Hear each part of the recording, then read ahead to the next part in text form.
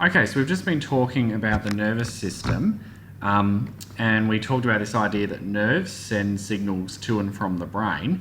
So what I want to look at now is what a nerve cell actually is, because it's these nerve cells that are used to send information to and from the brain. So you might remember that cells are like the building blocks of living things, and nerve cells are one of those types of cell, but they're used for sending information.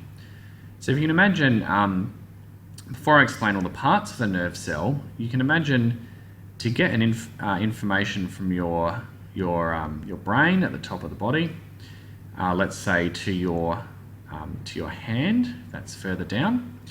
In order to send information from your hand to your brain, there's actually a number of nerve cells that will sort of be aligned one after the other. So you can imagine there's one nerve cell, there's a nerve cell, there's a nerve cell, there's a nerve cell, there's a nerve cell.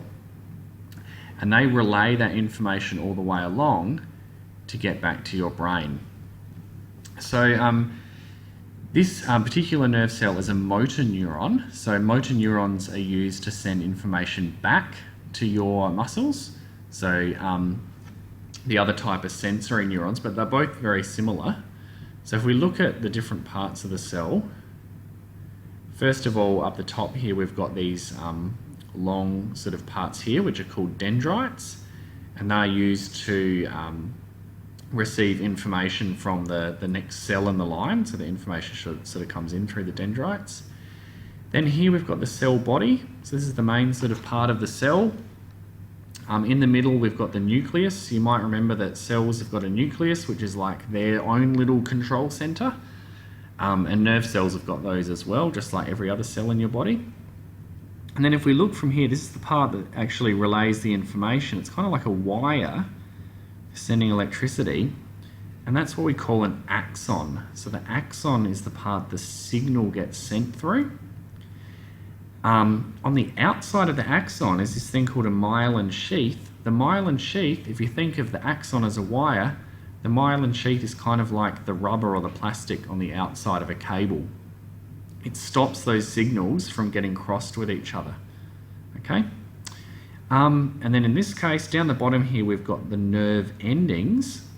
So the nerve endings, they actually sort of link up with the dendrites of the next nerve cell in the line, and the information goes from there.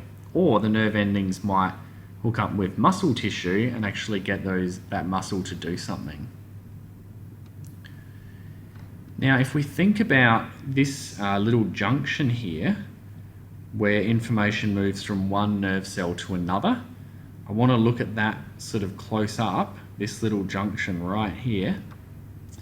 And that's actually what we call a synapse. So if we look here, this is the axon from one nerve cell coming down, and then this is the dendrite, or a receptor on the next cell in the line. Now, when the information gets to this point, it can't actually directly get across electrically. There's a little gap, tiny little gaps. And that gap is what's called the synapse.